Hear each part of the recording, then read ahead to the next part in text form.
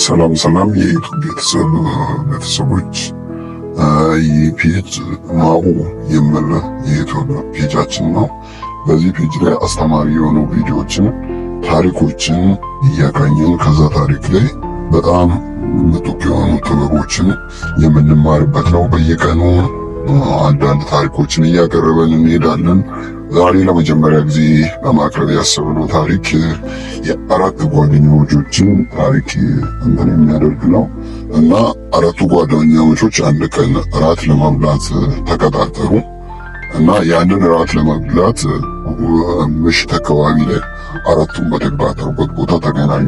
እናም እየተጨዋወቱ እያለፉ እያለ አንድ ምግብ ቤት ያያሉ እና ያም ምግብ ቤት በላዩ ላይ ያለው ፖስቸር እናንተ ብሎ ልጆቻችሁ ይከፍላሉ የሚል ነው። እንዲህ አይነት ፖስቸር ነው እና ያንን ካዩ በኋላ በጣም ሳቁ። አሃ እየቀለዱ ነው እንዴ? ምንድን ነው እናንተ ብሎ ልጆቻችሁ ይከፍላሉ የሚለው እና ተገረሙና እስቲ እንግባ ምናምን አሉና ወደ ምግብ ቤቱ ለመግባት እንትን አደረጉ። ምግብ ቤቱ ላይ ሲገቡ አስተናጋጁን ጠየቁት። ይሄ በላዩ ላይ ያለው ነገር ምንድን ነው የጻፋችሁት?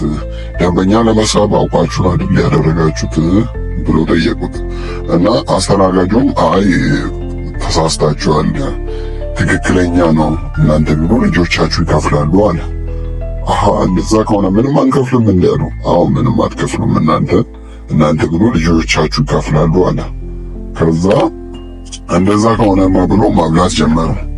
ያለው የሌለውንም አድርገው ሁሉንም ምግብ ማዘዝ ጀመሩ፣ መብላት ጀመሩ። ሁሉም በደስታ መመገብ ጀመሩ እና ከነሱ አልፎ ለሌላ ሰውም ላለው ሰው መጋበዝ ጀመሩ። ቤት ውስጥ ያለውን ሁሉ እንድትመገቡ እያሉ መጋበዝ ጀመሩ እና ያንን ግብዣ እንትን ካደረጉ በኋላ ካጠናቀቁ በኋላ ልጅቷ አስተናጋጇ መጣ እቃዎችን ስታነሳሳ አሁን ምን ከፍለው ምንም ነገር የለንም አይደል አለች።